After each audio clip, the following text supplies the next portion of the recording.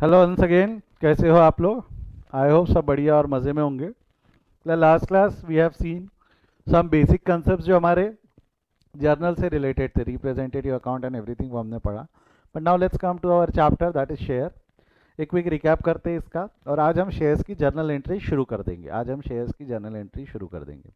तो अगर मैं शेयर की बात करूं तो मैं ही फटाफट रिपीट कर देता हूँ। शेयर मतलब share is share in the capital of the company at it includes stock as well. ये साथ साथ में स्टॉक भी इंक्लूड करता है। What do you mean by share capital? This small part of the shares altogether they are called as share capital, which is mentioned in memorandum of association of the company. दो प्रकार के shares होते हैं, एक equity एक preference. Come on हरियो, फटाफट मेरे लिए इतना बता दो। What do you mean by equity share capital? क्या होता है इक्विटी शेयर कैपिटल मतलब? विच आर नॉट प्रेफरेंस, ये जरूरी है, डेफिनेशन यही लिखना है एग्जाम में आपने। What do you mean by equity share capital? Which are not preference share capital. And what do you mean by preference share capital? तो preference share capital has two preferential right over equity. दो preferential right रहते हैं, एक payment of dividend either at the rate fixed rate और a fixed amount, और repayment of capital at the time of winding up of something. Types of preference shares में हमने देखा था चार बेसिस है: conversion, redemption, arrears of dividend and participation. Conversion में convertible, non convertible. Convertible मतलब क्या होते हैं? जवाब दो फटाफट। कन्वर्टिबल मतलब which can be converted into equity shares. Non convertible मतलब which can not be converted into on the basis of redemption, redeemable and non redeemable. Redeemable मतलब क्या होता है? After a fix period of time, जिसको हम redeem कर देंगे। Non redeemable मतलब बहुत बढ़िया, which do not carry arrangement regarding the redemption of debenture, but the maximum life of the debentures, maximum life of the share, sorry, preference shares can not exceed 20 years, where infrastructure company the life can exceed 20 years. Calls arrears of dividend cumulative and non cumulative. Cumulative का मतलब क्या है? Cumulative where dividend is accumulated और right to claim arrears of dividend, दोनों definition सही है। non cumulative का मतलब क्या होगा? No right to claim arrears of dividend, no right to claim arrears of dividend. Participating का मतलब क्या है? Participating, participating, non participating. Participating यानी can participate in surplus profits, and non participating मतलब can not participate in surplus profit and surplus assets, and surplus assets दोनों में, either or. If the article of association silent, or at the time of issue of the procedure issue of shares is silent, what we assume? The shares will be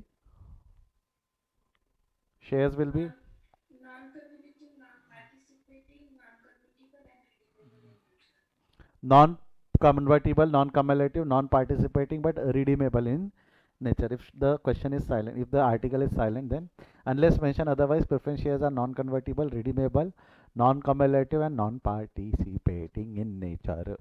ये हमने अब तक के देखा है, इतना हम अब तक के पढ़ चुके हैं। यहाँ तक कोई डाउट है?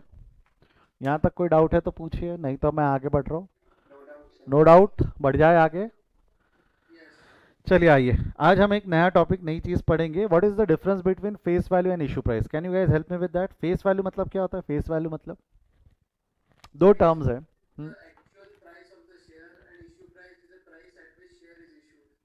ओके, बहुत बढ़िया, बहुत अच्छा डेफिनेशन था। देखो, फेस वैल्यू मतलब क्या होता है? The actual value of share, जो शेयर का एक्चुअल वैल्यू है, या प्राइस बोल सकते हो। Where as the issue price, the price at which the shares are issued. मतलब एग्जाम्पल के तौर पे एक सिंपल एग्जाम्पल लेते हैं। आपने कोल्ड ड्रिंक पिया है ना? बचपन में कोल्ड ड्रिंक वगैरह पीते थे हम, अभी भी पीते ही है, राइट? तो कोल्ड ड्रिंक के बोतल पे एक प्राइस लिखा रहता है, 10 रुपए लिखा है। अगर मान लो एग्जाम्पल के तौर पे कांच का बोतल है, उस पर 10 रुपए अगर लिखा हुआ है, तो मेरे को एक चीज बताओ, 10 रुपए क्या होगी उसके? उसको अपन एमआरपी बोलते हैं, बट अगर मैं लिटरल टर्म में डालू तो don't you think that is return on that product के फेस, प्रोडक्ट पे लिखी हुई है, तो that can be called as face value. तो जैसा आपको मैंने लास्ट क्लास में बताया था, जो ओनर रहता है उसको हम शेयर सर्टिफिकेट देते हैं, शेयर सर्टिफिकेट और शेयर वारंट। इस पर एक वैल्यू लिखी रहती है, जैसा लिखा हुआ है ₹100। तो क्या लगता है ₹100 क्या हो गई उसकी? ₹100 ये सर्टिफिकेट के चेहरे पे लिखी है, ये सर्टिफिकेट के चेहरे पे लिखी है, ये सर्टिफिकेट के चेहरे पे लिखी है, इसलिए इसको हम क्या बोलेंगे? Face value. बट जरूरी है क्या, जिस तरीके से वो कोल्ड ड्रिंक का बोतल जिस पे एमआरपी 10 रुपए लिखी हो, 10 में मिलती थी या 12 में मिल जाती थी? कूलिंग चार्जेस के नाम पे काट रहे हैं हमारा, आज भी काटा जा रहा है ना। 12 में मतलब जान जलती थी, बोले 2 रुपए चिल्लर अलग से लेके जाने पड़ते थे, तो 12 रुपए में मिलती थी, बराबर है। You are not gonna believe, मैं उस जमाने का हूँ जिस जमाने में कोल्ड ड्रिंक 3 या 5 रुपए की आती थी, 5 रुपए की वो कांच की बोतल। आप अभी 10 रुपए की देख रहे हो, हमने 3 रुपए में भी पिया है शुरुआत में। 3 रुपए के लिए हम 5 रुपए देते थे, और 5 रुपए के लिए हम 7 रुपए देते थे, और तब से चल रहा है। 2 रुपए ज़्यादा, पता नहीं, मेरे को आज तक नहीं समझा कूलिंग चार्जेस हर बार 2 रुपए क्यों है। अगर कोल्ड ड्रिंक का प्राइस बढ़ रहा है तो कूलिंग चार्जेस भी प्रोपोर्शनेटली बढ़ जाने चाहिए ना। बचपन से 2 रुपए ही देखा है मैंने। हो गए उसको नहीं 25 साल हो गए होंगे, नहीं 20-25 साल से चल ही रहा है वो, ठीक है जो भी। तो इससे समझ में आता है कि काटा जा रहा है हमारा, ठीक है। तो 100 रुपये उसकी फेस वैल्यू लिखी हुई है, 100 रुपये क्या है उसकी फेस वैल्यू, 100 रुपये क्या है उसकी face value. Where as issue price is the price at which it is issued. In simple terms, जैसा प्रोडक्ट के लिए सेलिंग प्राइस होता है, MRP and selling price can be different ना। बिग बाजार में आप जाते हो, प्रोडक्ट पे एमआरपी लिखी रहती है, डिस्काउंट मिल जाता है। एमआरपी से थोड़े कम प्रोडक्ट, कम दाम पे आपको प्राइजेस, कम प्रोडक्ट मिल जाते हैं, तो that is the difference between that. अगर मैं इशू प्राइजेस की बात करूँ ना, तो दे आर 3 इशू प्राइजेस। कितने इशू प्राइजेस है? 3। क्या क्या 3 इशू प्राइजेस है? Can you help me with that? पता होगा तो बोल दो एक बार फटाफट। Shares can be issued at 3 prices. क्या क्या 3 प्राइजेस होते हैं? हम्म,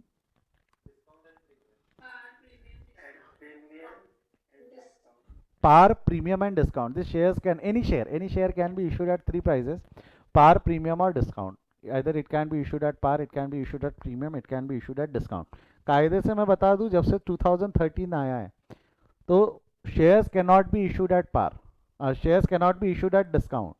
नए लॉ के हिसाब से shares can not be issued at discount. हम शेयर्स डिस्काउंट पे इशू नहीं कर सकते, except if it is sweat equity share. Sir ये स्वेट इक्विटी शेयर क्या है? ये हमारे कोर्स में नहीं है, इंटर में जब आ जाओगे तब हम पढ़ेंगे। और दूसरा है री इशू ऑफ फॉरफिटेड शेयर, ये हमारे कोर्स में, ये मैं पढ़ाऊंगा आपको। Shares can not be issued at discount except for 2 cases. Either it might be sweat equity shares है तो हम री इशू कर सकते हैं डिस्काउंट पे, या री इशू ऑफ फॉरफिटेड शेयर है, जो फॉरफिट करके शेयर री इशू होते हैं, वही शेयर डिस्काउंट पे इशू हो सकते हैं। नॉर्मल जो आता है आपका आईपीओ जो आता है, या पब्लिक ऑफरिंग वगैरह जो आता है, वो हम डिस्काउंट पे नहीं कर सकते नए लॉ के हिसाब से। पहले होता था, बट मैं आपको डिस्काउंट का केस पढ़ाऊंगा, जब हम पढ़ेंगे तब हम डिस्काउंट का केस पढ़ेंगे। क्योंकि बेटा इंस्टीट्यूट का मानना ये, अकाउंटिंग करते वक्त ज़्यादा लॉ का दिमाग नहीं लगाना, और लॉ के वक्त अकाउंटिंग का दिमाग नहीं लगाना, वो दोनों अलग अलग रहने दो बोले। इंस्टीट्यूट क्या मानती है कि आप इन दोनों को मिक्स नहीं करेंगे, आप इन दोनों को अलग अलग चलने देंगे, आप इन दोनों को मिक्स ना करें, आप इन दोनों को अलग अलग चलने दें। जिससे क्या होगा, जिससे क्या होगा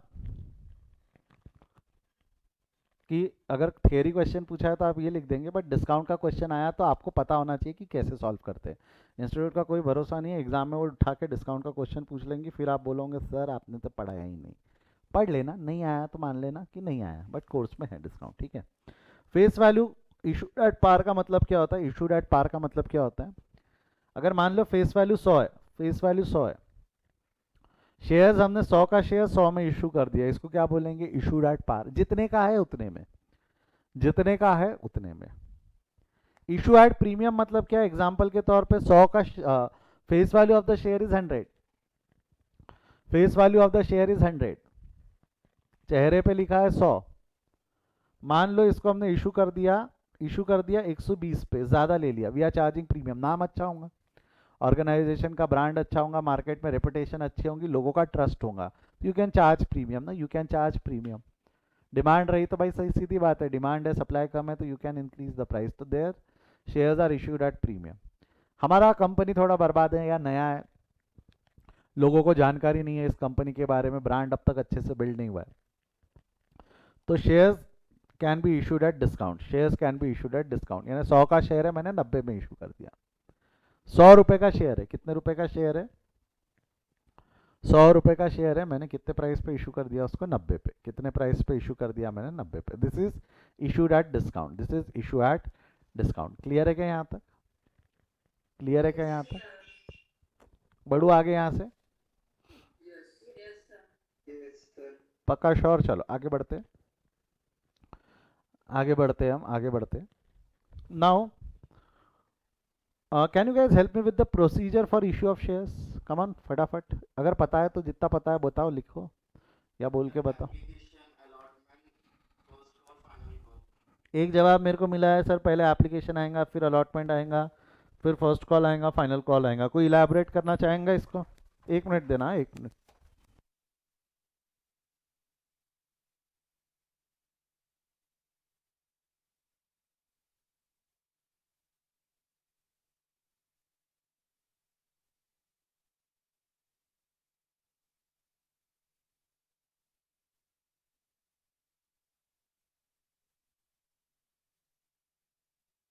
यस, आई एम बैक।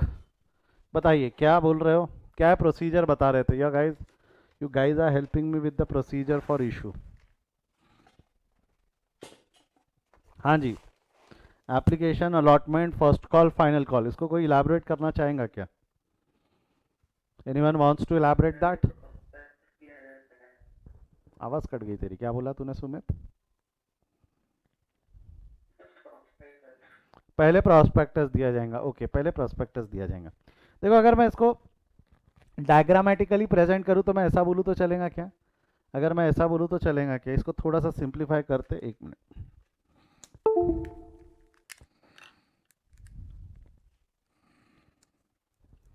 देखो ये कंपनी है, ये कंपनी है, ये हमारी जनरल पब्लिक है। जनरल पब्लिक मतलब कौन कौन है? ये रोहन है, ये सोहन है, ये मोहन है, ये सुनील है, ये अपने 4 लोग हैं। आपका इनसे बहुत बार सामना होना है। इनके मैंने नाम रख रखे हैं। क्या क्या नाम बोला मैंने? ये कौन है? ये रोहन है, ये सोहन है, ये मोहन है और ये सुनील है। याद रखना, ठीक है? इनको हेलो बोले एक बार। कौन कौन है हमारे बीच में? रोहन, सोहन, मोहन, सुनील, ठीक है? तो company wants to issue shares to general public. Company general public को शेयर्स इशू करना चाहती है। कंपनी जनरल पब्लिक को शेयर्स इशू करना चाहती है। तो अगर कंपनी का इंटेंशन है कि he wants to issue shares, तो क्या करेंगी कंपनी? सबसे पहले प्रोस्पेक्टस इशू करती है। प्रोसीजर ध्यान से समझना। कंपनी पहले क्या इशू करेंगी? एक प्रोस्पेक्टस। प्रोस्पेक्टस में डिटेल होती है, कंपनी के फाइनेंशियल स्टेटमेंट्स होते हैं, उसमें बताया होता है कंपनी का परफॉर्मेंस क्या है, कंपनी के आगे के प्लान्स क्या है, बोर्ड ऑफ डायरेक्टर का रिपोर्ट, ऑडिटर का report, cash flow statement and everything. एक ऐसा उसमें पूरा कंपनी का डिटेल्ड इन्फॉर्मेशन रहता है। और लास्ट में एक एप्लीकेशन फॉर्म रहता है। एप्लीकेशन फॉर्म रहता है ताकि अगर इनको कंपनी का ओनर बनना है, because share holders are the owners in the company. अगर हमारी जो जनरल पब्लिक है, रोहन, सोहन, मोहन, उनको कंपनी का ओनर बनना है, तो दिल बाय द प्रोस्पेक्टस। वो प्रोस्पेक्टस खरीदेंगे, उसके पीछे का एप्लीकेशन फॉर्म निकालेंगे। एप्लीकेशन फॉर्म में ये महापुरुष अपनी जानकारी लिखेंगे और ये एप्लीकेशन फॉर्म कंपनी को भेज देंगे। ये एप्लीकेशन फॉर्म वो कंपनी को भेज देंगे और साथ में कुछ पैसा जोड़कर भेजेंगे। ऐसा नहीं है, खुला एप्लीकेशन नहीं भेज सकते। साथ में जैसा मान लो कंपनी ने बोला आप 30 रुपये एप्लीकेशन के साथ भेज दोगे, तो इन्होंने 30 रुपये विथ एप्लीकेशन जोड़कर भेज दी। 30 रुपये विथ एप्लीकेशन जोड़कर भेज दी। अब वो कंपनी को एप्लीकेशन आई। अच्छा, इस चैप्टर में मैं जब भी हम बोलूंगा तो हम यानी कंपनी। इस चैप्टर में मैं जब भी हम बोलूंगा तो हम यानी कौन होने वाला? जवाब दो। हम यानी कौन? कंपनी। तो जब हमको एप्लीकेशंस आ गई, जैसा इधर आ जाता हूं मैं, जैसा इधर आ जाता हूं, अगर अब हमको एप्लीकेशंस आ गई, अब हमको एप्लीकेशंस आ गई, वी रिसीव्ड एप्लीकेशंस, हम यानी कंपनी है, हमको एप्लीकेशंस आ गई, तो हो सकता है ना कुछ एप्लीकेशन गलत भरी गई होंगी, कुछ एप्लीकेशन में पैसे कम आए होंगे, कुछ के एड्रेसेस नहीं मिल रहे होंगे, नंबर नहीं होंगे, वेरीफाई नहीं कर पा रहे होंगे। तो ऐसी जो भी गलतियां हुई रहती है, कंपनी उन पे एक वेरिफिकेशन लेटर भेजती है कि भाई आपने एप्लीकेशन किया है, इसमें कुछ प्रॉब्लम है, आपका ये इन्फॉर्मेशन वो इन्फॉर्मेशन हमको मिल नहीं पा रहा है, तो आप एक बार हमको उस पर रिप्लाई कर दो, हम वो इन्फॉर्मेशन फुलफिल कर देंगे। तो एक वेरिफिकेशन लेटर कंपनी लिखती है कि भाई आपके तरफ से ऐसे ऐसे एप्लीकेशन आ, उनको जिनकी गलतियां है मेजरली, वैसे कई बार कंपनी सभी को लिख लेती है, बट मेजरली वो गलतियों पे कॉल करती, गलतियों पे बोलती कि आपके ऐसे ऐसे गलतियां है, तो आप इसको रेक्टिफाई कर लो। आप चाहो तो इसके ऊपर में आप क्लैरिफिकेशन, रेक्टिफिकेशन हमको दे दो। अगर कोई ऑब्जेक्शन नहीं आया, वेरिफिकेशन नहीं आया, तो जिनके गलत है वो कंपनी रिजेक्ट करती। कैसे करती, क्या करती, हम देखेंगे जब एंट्रीज वगैरह पास करेंगे तब। और जिनके आ गए बराबर एप्लीकेशन है तो कंपनी उनको लेके आगे बढ़ जाती है। अब क्या करेंगी, जो अच्छे शेयर होल्डर्स है जिनके एप्लीकेशन हमको एक्सेप्ट करने हैं, उनको क्या करेंगी, कंपनी एक लेटर और लिखेंगी और उसके साथ में वो शेयर सर्टिफिकेट अटैच कर कर भेज देंगी with a common seal of the company. This is share certificate. अब जैसे ही शेयर सर्टिफिकेट अटैच करके भेज दिया, आपको नहीं लगता रोहन, सोहन, मोहन, सुनील ये पहले हमारे लिए जनरल पब्लिक थे? ये हमारे लिए पहले जनरल पब्लिक थे। बट मैंने जैसे ही शेयर सर्टिफिकेट अटैच कर कर भेज दिया, अब आपको क्या लगता है रोहन सोहन मोहन सुनील अब जनरल पब्लिक रहे कि now they are the owners in the company? क्या लगता है वो जनरल पब्लिक रहे कि ओनर बन गए? ओनर बन गए। आप जिसको सिंपल शब्दों में बोल सकते हो now they are share holders. Now they are share holders in the company, now they are not general public, they are share holders in the company. वो जनरल पब्लिक नहीं रहे, अब कंपनी के क्या बन गए? वो शेयर होल्डर्स। वो कंपनी के क्या बन गए? Share holder. पक्का? हाँ या ना? वो जनरल पब्लिक नहीं रही है, वो कंपनी के क्या बन गए? Share holders. अब मेरे को बताओ, जैसे 100 रुपए का शेयर था, कंपनी ने 30 रुपए ही बुलाए, तो बैलेंस कितना बच गया? 100 रुपए का शेयर था, कंपनी ने 30 रुपए ही बुलाए, तो बैलेंस कितना बच गया? Don't you think? तो कंपनी वो बचे हुए 70 रुपए इसके बाद बुला लेंगी, बोलेंगी वो बचे हुए 70 रुपए दे दो। 30 रुपए एप्लीकेशन पे बुलाए, 70 रुपए अलॉटमेंट पे बुलाए। अच्छा, कई बार कंपनी क्या करती है, पूरा पैसा एक साथ नहीं बुलाती। एक काम कर, कंपनी क्या बोलती है, एक काम करो सर, ज़्यादा दिमाग को तान मत लो, 50 रुपए दे दो। 30 रुपए 50 रुपए, टोटल 80 रुपए बुला लिए, 20 रुपए का बैलेंस बच गया। वो 20 रुपए कंपनी फ्यूचर में कभी भी बुला सकती, जब उसको पैसे की जरूरत पड़ेगी, तो जब बुलाएंगी, तब जब पैसे की जरूरत पड़ेगी, शेयर होल्डर्स को पे करना होगा। तो 30 और 50 अगर 80 रुपए बुलाए, चाहे तो कंपनी यहाँ पूरे 70 रुपए बुला सकती थी, बट कंपनी ने यहाँ 50 ही बुलाए। बोले चलो 20 रुपए बाद में दे देना, 20 रुपए बाद में दे देना, ठीक है। अब जो बचे हुए 20 रुपए जो कंपनी ने बाद में बुलाने, उस वक्त क्या करती कंपनी? वापस एक लेटर लिखती है और बोलती है आपसे हमारे को 20 रुपए लेने बाकी है, कृपया करके वो 20 रुपए पे कर दे। तो शेयर होल्डर क्या करेगा? Yes, share holder will going to pay that 20 rupees. Share holder will going to pay that 20 rupees. तो this is the procedure for issue of shares, this is the procedure for issue of share which can be divided into major 3 parts. इसको 3 part में हम divide कर सकते हैं, first second third, जिसमें first part होता है एप्लीकेशन, सेकेंड पार्ट होता है अलॉटमेंट, थर्ड पार्ट होता है कॉल। बेटा कॉल एक से ज़्यादा भी हो सकते हैं, first call, second call, third call, fourth call. इसके कुछ कंडीशंस है, मैं बात करूंगा उस पर। अगर हमको एक से ज़्यादा कॉल करने हैं तो हम कैसे कर सकते, क्या कर सकते, मैं बताऊंगा। उसके कुछ कंडीशंस है, थोड़ा लॉ है, पढ़ाऊंगा मैं आपको, बता दूंगा, क्योंकि क्वेश्चन बन सकता है, क्योंकि हमारे कोर्स में है वो सब। तो ऐसे अलग अलग प्रकार के 3 स्टेजेस है, ऐसे 3 अलग अलग प्रकार के स्टेजेस है। फर्स्ट स्टेज को हम एप्लीकेशन स्टेज बोलते हैं, ये स्टेज को हम अलॉटमेंट स्टेज बोलते हैं, ये स्टेज को हम कॉल बोलते हैं। This is the procedure for issue of share, this is the procedure for issue of shares. तो मेरे एक सवाल का जवाब देना, जनरल पब्लिक ओनर कब बनेंगी? जनरल पब्लिक ओनर कब बनेंगी? जब हम उसको शेयर सर्टिफिकेट दे देंगे। जनरल पब्लिक ओनर कब बनेंगी? जब हम उसको शेयर सर्टिफिकेट दे देंगे। अब जो मैं बोल रहा हूँ ध्यान से सुनना, कुछ लॉ के पॉइंट्स है, लिखना है, कहीं लिख के रख लेना। आप चाहो तो इसका स्क्रीनशॉट लेने का भी मैं मौका आपको दे दूंगा बाद में, बट 2 मिनट जो मैं बोल रहा हूँ ध्यान से सुनना। कई लोगों ने सुन रखा होगा, पढ़ रखा होगा, तो मैं सवाल पूछ सकता हूँ, ठीक है। What is minimum subscription as per companies act? Minimum subscription समझता है आपको?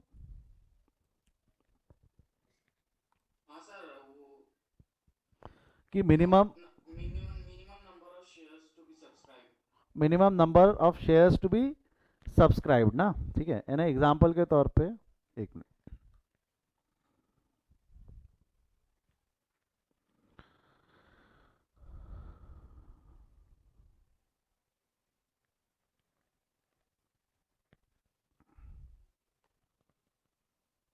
एग्जाम्पल के तौर पे if I want to issue 10,000 equity shares, 10,000 equity shares 100 रुपए के है, तो 10,000 इंटू 100 करोगे तो शायद 10 लाख रुपए आएगा। तो आपको 10 लाख रुपए की ज़रूरत है, आपको 10 लाख रुपए की ज़रूरत है। कुछ नया प्रोजेक्ट आप डाल रहे होंगे जिसके लिए आपको 10 लाख रुपए मिलने चाहिए। तो कंपनी ने ऐसा एक लॉ बनाया गया है जिसके अंदर में इन्वेस्ट, क्योंकि इसमें पैसा जनरल पब्लिक लगाएंगे, इसमें पैसा कौन लगाएंगे कंपनी में? General public. तो there is a law to protect the interest of general public. General public का पैसा बर्बाद नहीं होना चाहिए, नहीं तो क्या होगा, कई लोग ऐसी आड़ी टेढ़ी कंपनी बनाएंगे, जनरल पब्लिक से पैसा लेंगे और लेके भाग जाएंगे, जनरल पब्लिक से पैसा लेंगे और लेकर भाग जाएंगे। ऐसा हो सकता है ना, ऐसा ना हो। तो कंपनी लॉ ने एक मैकेनिज्म बना के रखा है कि आपके ऊपर में जनरल पब्लिक विश्वास करती भी है या नहीं करती है, आपके ऊपर में जनरल पब्लिक का विश्वास है भी या नहीं है, ये जरा चेक करो। तो भाई अगर आप 10 लाख रुपए का पैसा 10 लाख रुपए के प्रोजेक्ट से शुरू करना चाह रहे हो, तो आपको कुछ मिनिमम सब्सक्रिप्शन मिल जाने चाहिए। लेट्स से अगर वो मिनिमम सब्सक्रिप्शन 90 रुपीज़ है, तो मतलब आपको 9 लाख के एप्लीकेशंस तो कम से कम आ जाने चाहिए। रुपीज़ 9 लाख के एप्लीकेशंस कम से कम आ जाने चाहिए। अगर 9 लाख के एप्लीकेशन आप रेज नहीं कर रहे हो तो you can not proceed with the issue. आपको अगर 90% के एप्लीकेशंस नहीं आ रहे तो you can not issue with the issue, मतलब आप अलॉटमेंट नहीं कर सकते। आपको एटलीस्ट मिनिमम सब्सक्रिप्शंस मिल जाने चाहिए। क्यों? क्योंकि बेटा आपने जो प्रोजेक्ट सोच रखा होगा 10 लाख रुपए में, वो प्रोजेक्ट सोच रखा होगा कि वो प्रोजेक्ट 10 लाख रुपए में हो जाएगा। बट अगर आपको 10 लाख रुपए नहीं मिल रहे तो क्या वो प्रोजेक्ट हो पाएगा क्या? क्या वो प्रोजेक्ट हो पाएगा क्या? जैसा एग्जाम्पल के तौर पे मेरे को नई ब्रांच डालनी है जिसके लिए मैंने फंड्स रेज करने हैं। मैंने नई ब्रांच डालनी है से एग्जाम्पल के तौर पे मुंबई में, जिसके लिए मेरे को 10 लाख रुपए चाहिए। अगर मेरे को 2 लाख रुपए मिले तो क्या मैं वो ब्रांच डाल पाऊंगा क्या? 10 लाख रुपए लगने वाले हैं। मैंने कैलकुलेट करके रखा है कि 10 लाख रुपए का खर्चा कम से कम होगा। तो क्या 2 लाख रुपए में मैं वो ब्रांच चालू कर पाऊंगा क्या? तो मैंने जिनसे 2 लाख रुपए लिए, आपको नहीं लगता 2 लाख रुपए पे अगर मैं काम करने की कोशिश करूंगा तो उससे लॉस ही होने वाला है? वो 2 लाख रुपए बर्बादी होने वाले हैं। तो ऐसे जो इन्वेस्टर्स जिन्होंने विश्वास दिखाया उनका भी नुकसान ना हो, तो मिनिमम सब्सक्रिप्शन का क्लॉज डाला हुआ है कि भाई इतने सब्सक्रिप्शन तो एटलीस्ट आने चाहिए, so that you can start working. तो मैंने आपसे सवाल पूछा है, as per companies act what is the percentage of minimum subscription? What is the percentage? 90%? 90%? Come on, raise of hand. कितने लोगों को लगता है it's 90%? Come on, raise of hand.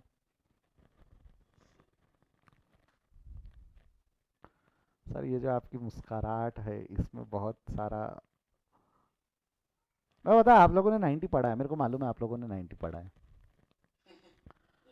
मेरे को मालूम है पढ़ा है, 90 पढ़ा है आपने। मैं ये नहीं बोल रहा हूँ कि 90% गलत है, बट थोड़ा सा हमारा नॉलेज कम पड़ गया, ठीक है? अब ज़रा ध्यान दो, इतने डिटेल में नहीं पढ़ा क्योंकि नहीं है, बोर्ड में नहीं है, इतने डिटेल में नहीं है। मैं भी मेरे स्टेट बोर्ड के स्टूडेंट्स को इतने डिटेल में नहीं पढ़ा था जो अभी मैं पढ़ाने वाला हूँ। बट अब जो मैं पढ़ाने वाला हूँ बेटा ध्यान देना, अब जो मैं पढ़ाने वाला हूँ ध्यान देना। कमान, हाथ नीचे करो सभी लोग हाथ नीचे करो। ये जो कंसेप्ट अभी मैं पढ़ाऊंगा इससे आपको समझेगा कि ज़िंदगी में लॉ कितने मज़े ले सकता है आपके, ठीक है? अभी जो मैं पढ़ाने वाला हूँ, मैं इसलिए चाहूँगा सबका ध्यान बोर्ड पर, लिखना नहीं, कुछ भी लिखना नहीं, सुनो, ये याद रहता है। सुनो, मैं लिखा के दूंगा, बट अभी जो मैं बोल रहा हूँ वो ध्यान से सुनो। What are the types of companies? कितने प्रकार की कंपनीज होती है? कितने प्रकार की कंपनीज? ठीक है, 3 प्रकार की कंपनी है। एक होता है हमारा प्राइवेट, एक होता है हमारा पब्लिक, और एक होता है हमारा 1 पर्सन कंपनी, ठीक है? There are 3 types of company, private, public and 1 person company. मेरे को एक चीज़ बताओ, इसमें से जनरल जो स्टॉक मार्केट में शेयर्स लिस्ट होते हैं, लिस्टेड अनलिस्टेड, कौन सी कंपनी लिस्टेड हो सकती है स्टॉक मार्केट में? कौन सी कंपनी अपने शेयर स्टॉक मार्केट में लिस्ट कर सकती है? प्राइवेट कंपनी नहीं कर सकती, it has to be a public, तभी हम उसको फ्रीली ट्रेडेबल बोलते हैं ना। पब्लिक कंपनी जो रहती है, इसमें 2 प्रकार की कंपनियां हो सकती है, एक हो सकती है लिस्टेड, एक हो सकती है लिस्टेड। मैं थोड़ी सी पोजीशन चेंज कर रहा हूँ, ठीक है? ये पब्लिक और ये प्राइवेट। तो जो पब्लिक कंपनी है इसमें 2 हो सकती है, एक हो सकती है लिस्टेड और एक हो सकती है अनलिस्टेड। लिस्टेड अनलिस्टेड समझता है ना आपको? लिस्टेड इन स्टॉक मार्केट, जिनको रजिस्टर कर लिया है स्टॉक मार्केट में, जिनके शेयर स्टॉक मार्केट में ट्रेड होते हैं, उसको लिस्टेड कंपनी बोलते हैं। और अनलिस्टेड कंपनी मतलब which are not registered under stock market. Stock market मतलब बीएससी, एनएससी एंड एवरीथिंग, उसमें आप जाकर आपकी कंपनी को लिस्ट करवा सकते हो, सो दैट कि share holders can transfer shares from 1 person to another at ease, वो जल्दी और आसानी से ट्रांसफर हो। नहीं तो ट्रांसफर की प्रोसीजर को 14 दिन लगते हैं। जिसका पुराना रास्ता शेयर वारंट था, नया रास्ता demat, that is listing. Demat बना के लिस्टिंग करवा लो, कंपनी के शेयर लिस्ट करवा लो, इजीली ट्रांसफरेबल बन जाते हैं। क्या पब्लिक कंपनी अनलिस्टेड हो सकती है? क्या पब्लिक कंपनी स्टॉक मार्केट में रजिस्टर ना हो, ऐसा हो सकता है क्या? अगर अनलिस्टेड कंपनी के शेयर ट्रांसफर करना है तो they'll have to apply to company, मतलब एप्लीकेशन आती, कंपनी को बोलो हमारे शेयर्स इसको इस महानुभाव को ट्रांसफर करो, कंपनी अपना 14 दिन का टाइम लेंगी और 14 दिन बाद वो शेयर ट्रांसफर होंगे। बट उसमें रिस्क रहता है, मार्केट प्राइस चेंज होना एंड ये सब वगैरह रिस्क रहता है, इसकी उसकी नीयत पलटना का रिस्क रहता है।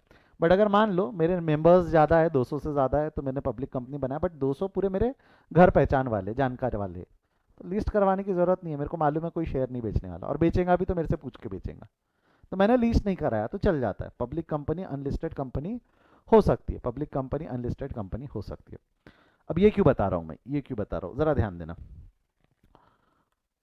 कंपनी है, तो आपको नहीं लगता कंपनी है तो इस पे कंपनीज एक्ट लगेगा, सीए नहीं लिखते हम, कंपनीज एक्ट लिख देते। Company act will be applicable, yes और नो? इस पे भी company act will be applicable.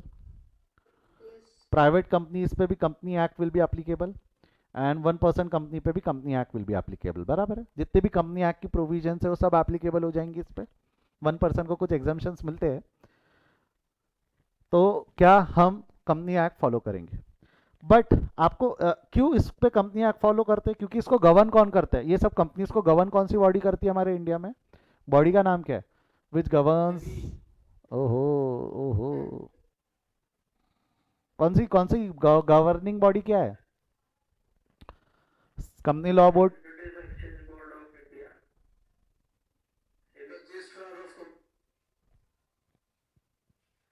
Company law tribunal सुना है क्या, company law tribunal, CLT, company law board जो रहता है, कंपनीज को गवर्न करता है सीएलबी, कंपनी लॉ बोर्ड या कंपनी लॉ ट्रिब्यूनल बोलते, पहले नाम बोर्ड था अभी उसका नाम ट्रिब्यूनल हो गया। तो they governs the companies, all the companies are being govern by them.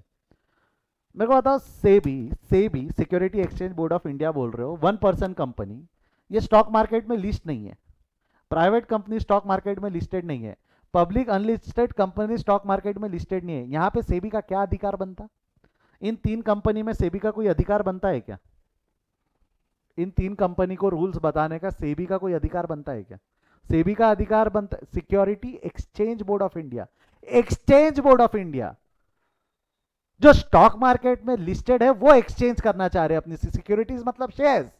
अगर वो स्टॉक मार्केट में लिस्टेड ही नहीं है तो इन पे सेबी की guidelines, rules, regulation, act applicable ही नहीं है। इन तीन कंपनीज पे सेबी की गाइडलाइंस, एक्ट, रूल एप्लीकेबल ही नहीं होते। वो एप्लीकेबल कौन से कंपनीज पे है, जो लिस्टेड कंपनी है, सेबी इस पे एप्लीकेबल है। सेबी के जो रूल्स लाइक गाइडलाइंस है, security exchange board of India act करके एक एक्ट भी है, सेबी एक्ट बोलते हैं हम उसको, security exchange board of India act, और सेबी गवर्न्स दैट। और इन सबको कौन गवर्न कर रहा है, company law board, company law tribunal भी बोल सकते हैं आप उनको। अच्छा, इनको भी कंपनी लॉ ट्रिब्यूनल गवर्न करता है, मतलब इनके ऊपर में दो चौकीदार बैठे हुए, एक सेबी और एक कंपनी लॉ बोर्ड, उन पे लिस्टेड कंपनी पे, बट इनके ऊपर में कौन बैठा हुआ है, सिर्फ सीएलबी।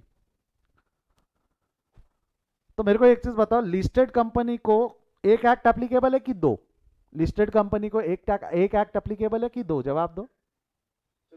दो।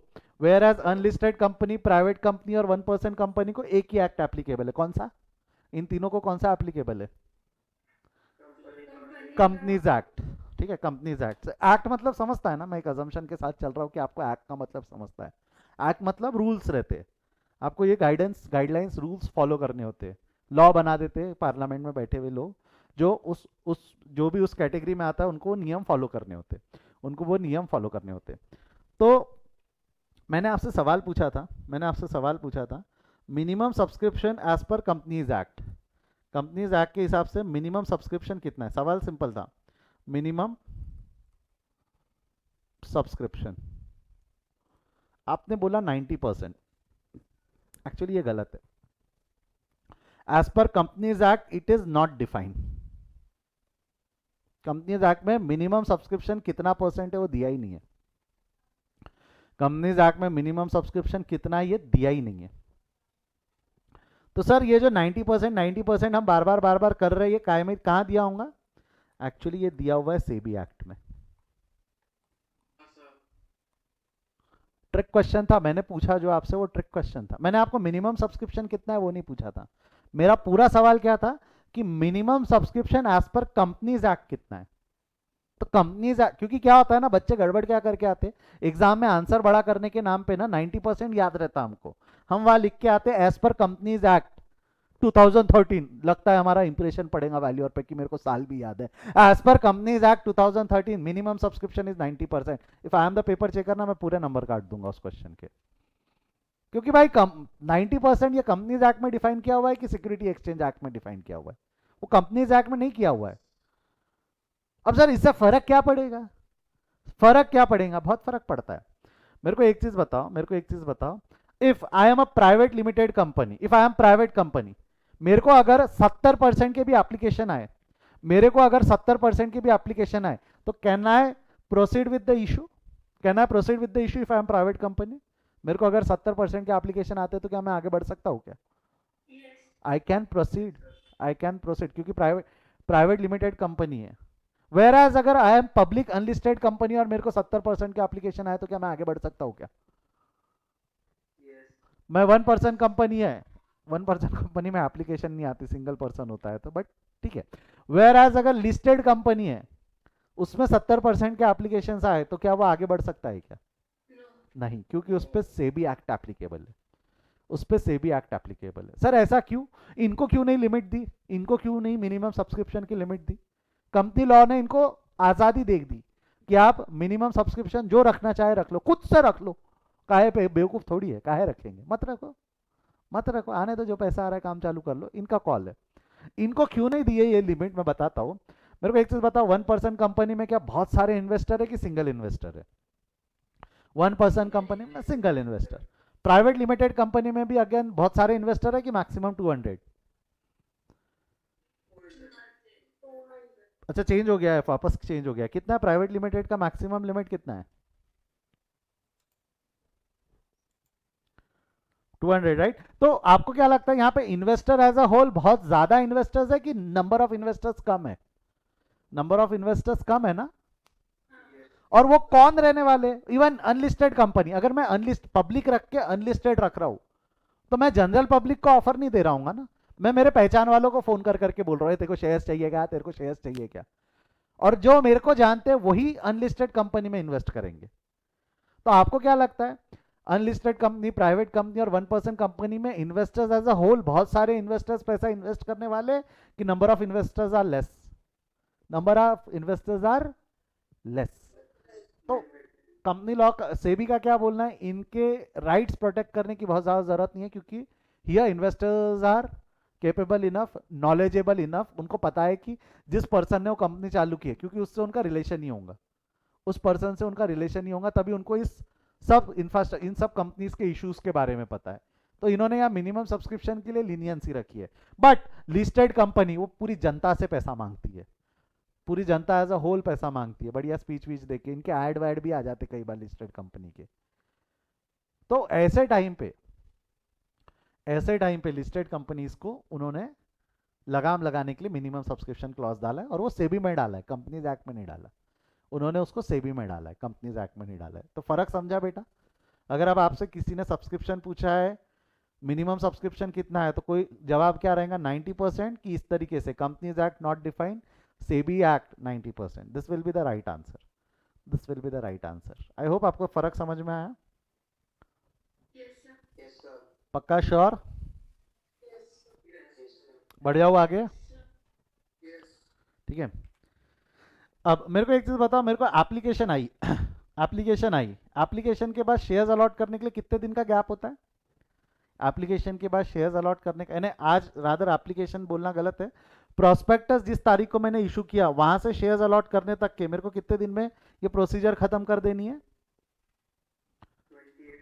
120 डेज, 120 दिन का गैप है, 120 दिन का गैप है। Company has to issue shares in 120 days after its offer। Offer मतलब प्रोस्पेक्टस, जब प्रोस्पेक्टस इशू कर दिया हमने, ऑफर कर दिया है कि आप शेयर्स खरीद सकते हैं, तो ऑफर देने के 120 दिन के अंदर में कंपनी को शेयर्स इशू करके खत्म कर देना चाहिए।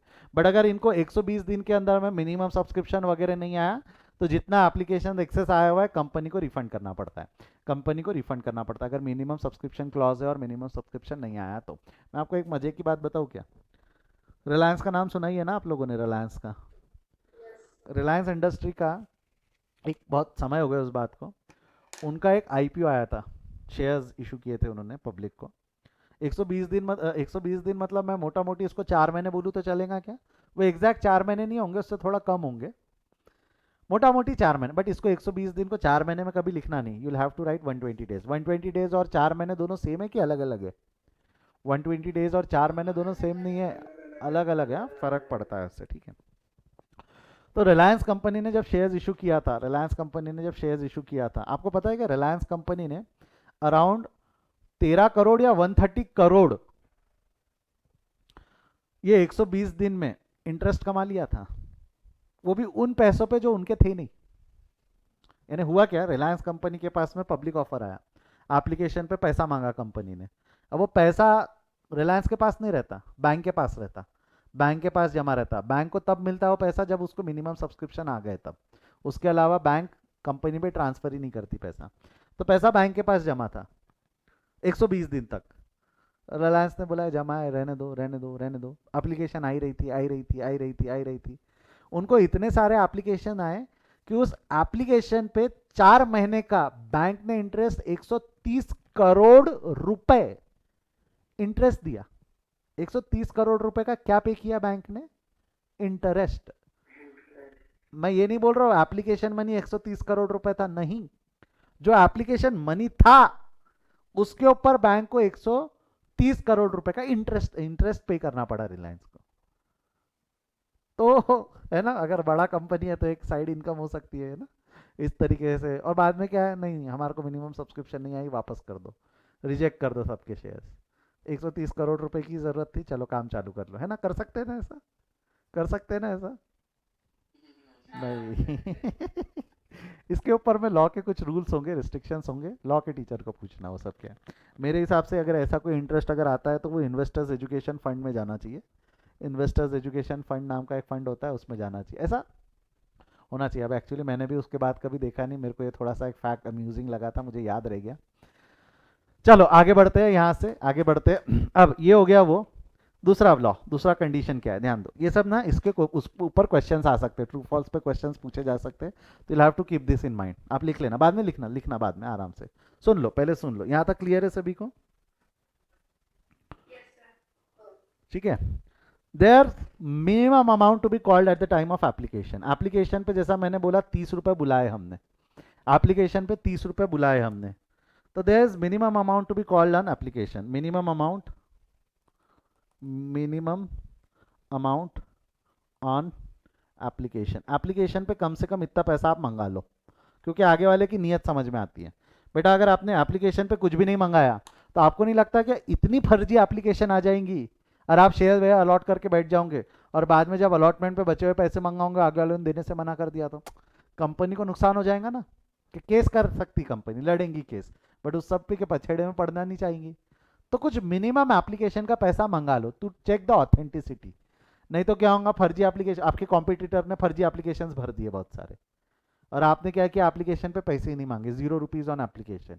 मैं, मेरे अगर कोई कॉम्पिटिटर शेयर्स इशू कर रहा है, मैंने भर दिए, 2 लाख के एप्लीकेशन डाल दिए फर्जी, उसको लगेगा वाह कितनी डिमांड है, सब एक्सेप्ट कर लेगा वो, बाद में जब वो अलॉटमेंट का पैसा मांगने आएगा मैं दूंगा ही नहीं पैसा, है ना, ऐसा कर सकते हैं शेयर होल्डर्स। तो मिनिमम का क्लॉज डाल रखा है कि minimum money should be called on application, कम से कम कुछ पैसा हमने एप्लीकेशन पे बुला लेना चाहिए, कुछ पैसा हमने एप्लीकेशन पे बुला लेना चाहिए। इसमें अगर मैं बात करूं तो कंपनीज एक्ट के हिसाब से, ध्यान से सुनना, यहाँ पे कंफ्यूजन का स्कोप है। कंपनीज एक्ट और सेबी ऐसे 2 एक्ट लग जाते हैं यहाँ पे। कंपनीज एक्ट के हिसाब से it is minimum at least, wording क्या है, at least 5% of face value. Companies act के हिसाब से at least this should be 5% of the face value, and as per SEBI it should be at least 25% of issue price.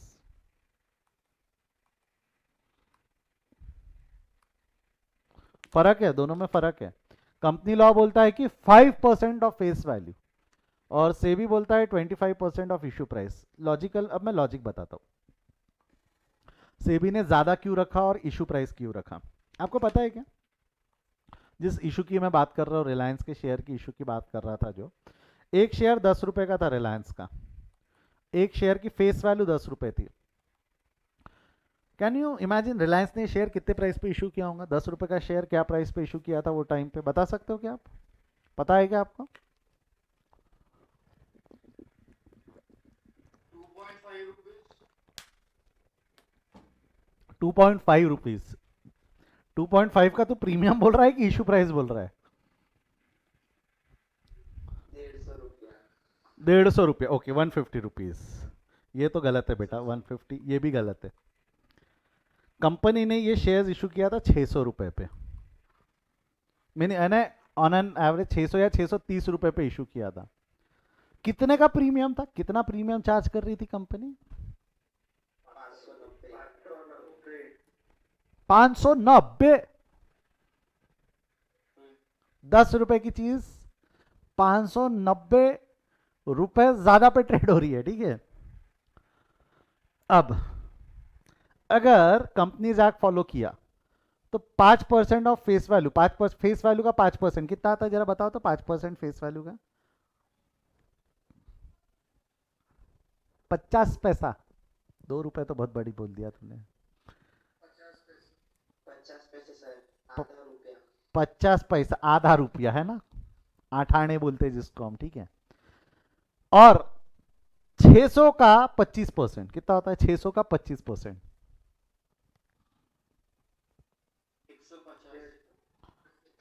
150। फर्क है ना दोनों में, बहुत फर्क है, जमीन आसमान का फर्क। अगर मैं फेस वैल्यू का 5% लूंगा तो 5 पैसा। अब अगर मेरा कोई कॉम्पिटिटर है जो इतने प्राइस पे शेयर्स इशू कर रहा है, मेरे को उसकी बैंड बजानी है और कंपनी लॉ ही फॉलो हुआ, तो मैं 5 पैसे का इन्वेस्टमेंट कर सकता हूँ, 50 पैसे का इन्वेस्टमेंट कर सकता हूँ मैं। 2 लाख के एप्लीकेशन डालने भी है तो मेरा 1 लाख का ही नुकसान है। उसके तो लग जाने हैं, उसके तो फंड का प्लानिंग के लग जाने हैं। तो सेबी ने बोला नहीं नहीं नहीं नहीं, ये गलत हो रहा है, ये गलत हो रहा है, ये ऐसा नहीं हो सकता। 5% ऑफ फेस वैल्यू बहुत ही कम है, 5% ऑफ फेस वैल्यू बहुत ही कम है। You have to have a bigger amount, ताकि कल चल के अगर शेयर होल्डर पैसा देने से मना करे तो कंपनी के पास कुशन रहे। कंपनी को ऐसा ना हो 600 रुपये मिलने थे 50 पैसे ही मिले, मतलब 599.50 पैसे का नुकसान हो जाएगा शेयर्स पे। कंपनी को अगर 150 रुपये मिले ठीक है, 450 रुपये का ही नुकसान है, मैनेज कर सकते हैं। अगर आगे अलॉटमेंट पे पैसा देने से अगर शेयर होल्डर इनकार कर दे तो कंपनी उतना झटका मैनेज कर सकती है। बट क्या इतना बड़ा झटका मैनेज कर पाएंगी क्या?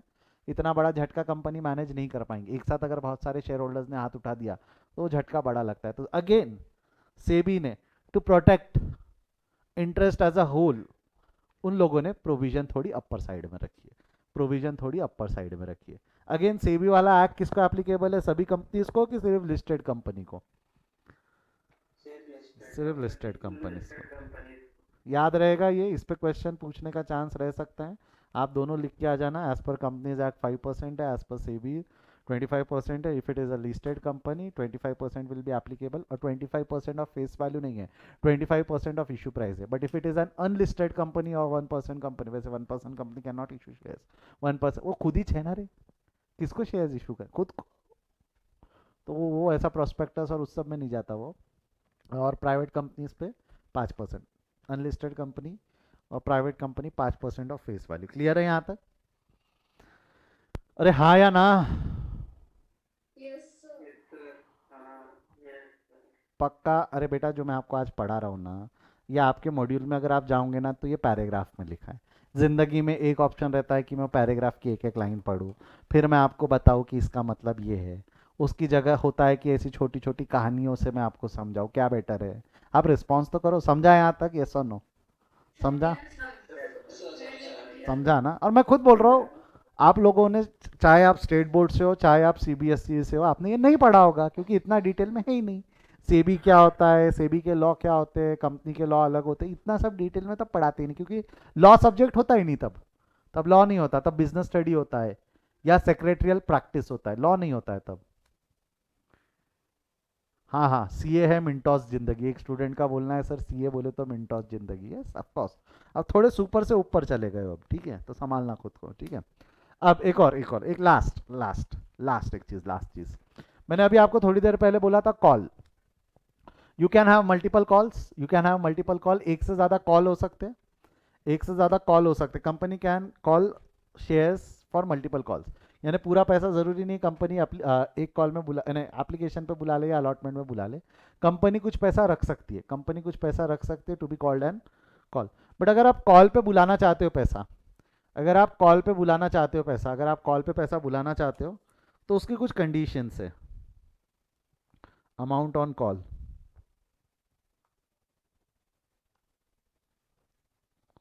अमाउंट ऑन कॉल, अगर हम कॉल पे कुछ पैसा बुलाना चाहते हैं तो उसके कुछ कंडीशंस है एज पर कंपनीज एक्ट। पहले हम कंपनीज एक्ट के बारे में बात कर लेते हैं।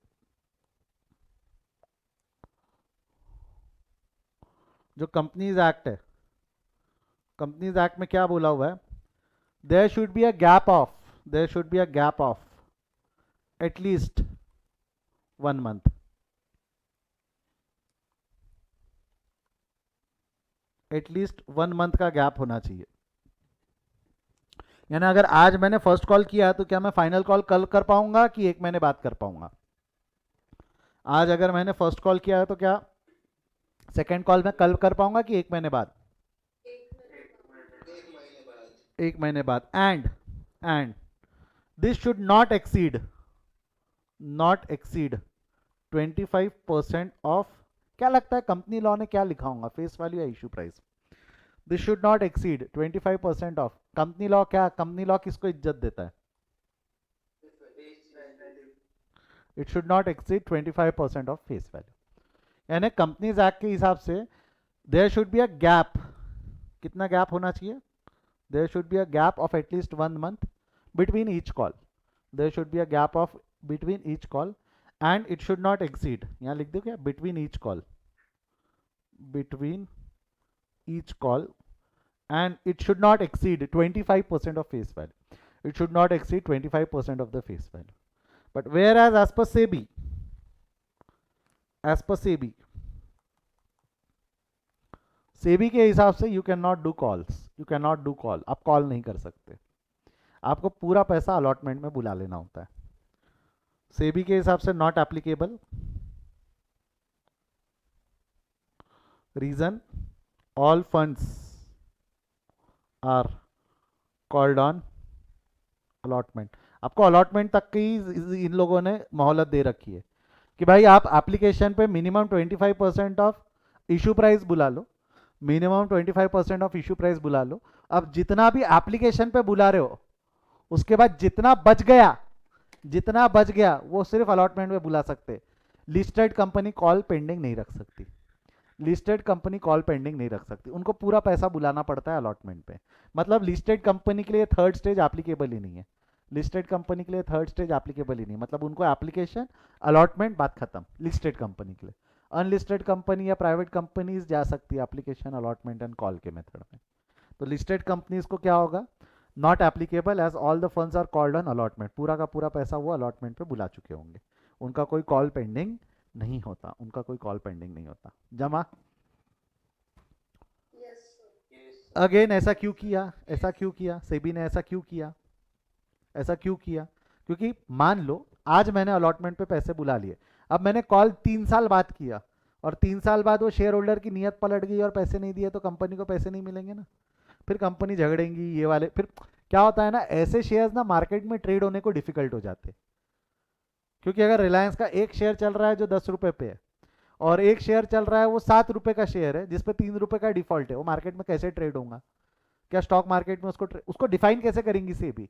यही करते रहेंगे क्या, इस पे 3 रुपए का डिफॉल्ट है, उस पे 10 रुपए का पूरा पैसा आया, इसमें 2 रुपए का डिफॉल्ट है, उसमें 12 रुपए का, नहीं कर सकती ना कंपनी ये सब मैनेज, नहीं कर सकता ना स्टॉक मार्केट ये सब मैनेज।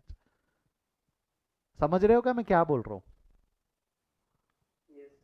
अरे आप जब सब्जी मंडी में सब्जी खरीदने जाते हो तो जब टमाटर रहते हो तो वो क्या बैठ के बताता क्या ये वाले खेत का, ये वाले खेत का, ये वो वाले खेत का है, टमाटर है, आइडेंटिकल है, उठा लो निकलो। वो अगर करने जाएगा खेत का वाइफरकेशन तो मर जाएगा ना वो भी और आप भी, उसको समझाने में दिक्कत है अपने को समझने में दिक्कत। स्टॉक मार्केट इज सब्जी मंडी, नहीं कर सकते ना वैसा, हम नहीं कर सकते। इसलिए उन्होंने क्या बोला, बेटा ऐसा मत कर, पूरा पैसा अलॉटमेंट में बुला ले। पूरा पैसा कब बुला ले? Eight the time of allotment. बहुत वाहियात एग्जाम्पल था बट ठीक है, समझ में आया क्या, समझ में आया क्या? कंपनीज एक्ट, आई होप आपको कंपनीज एक्ट और सेबी का डिफरेंस समझ में आया, कंपनीज एक्ट और सेबी के अंदर में जो डिफरेंस है वो समझ में आया। क्योंकि इसके ऊपर में क्वेश्चंस अब तक तो नहीं पूछा है बट ये थेरी पोर्शन आपके मॉड्यूल में जरूर है, ठीक है? ओ जी हाँ या ना? We are done with almost 50 minutes में एंट्री नहीं फिर एंट्रीज पेंडिंग रहेगी। एक काम करो, अभी के लिए आप सिर्फ इतना लिख के रख लो, ये लिख के रख लो। ये नहीं भी बना है ये वाला बक्सा तो चल जाएगा, इधर वाला वो दूसरे फ्लो चार्ट का बक्सा है। बाकी इतना एक बार आप स्क्रीनशॉट ले लो या जो भी करना चाहो आप कर सकते हो।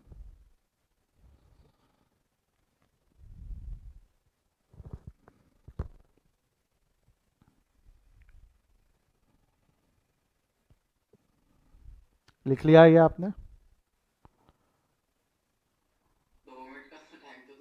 अच्छा लिख के हो जाए तो आवाज़ करना, लिख के हो जाए तो आवाज़ करना। कोई डाउट है तो पूछ लो।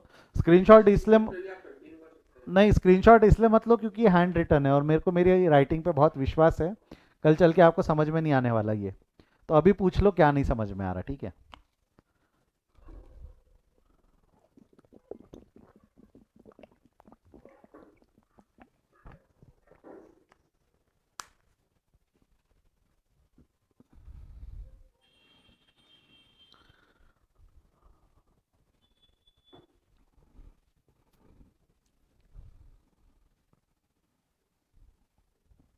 बेटा कंपनीज एक्ट और सेबी का डिफरेंस समझा ना? कंपनीज एक्ट की प्रोविजन हर कंपनी को एप्लीकेबल है, सेबी की प्रोविजन सिर्फ लिस्टेड कंपनीज को एप्लीकेबल है।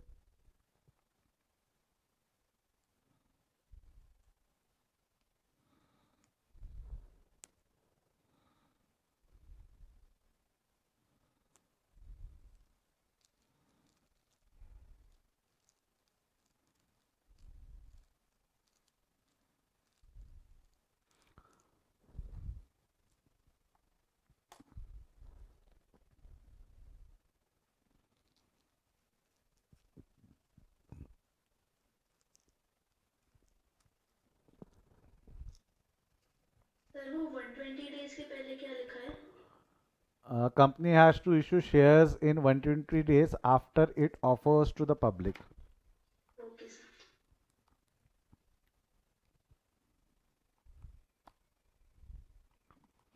समझा? मैंने इसलिए बोला था लिख लो पहले, आएंगी ऐसी दिक्कतें फेस करोगे आप।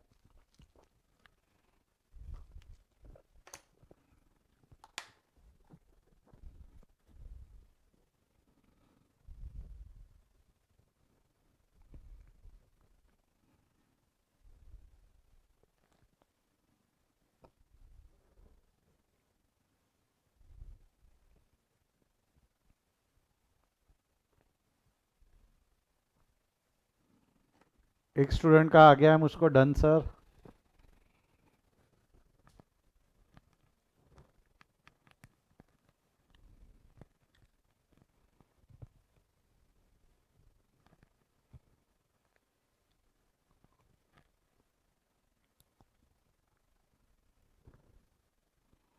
Done sir,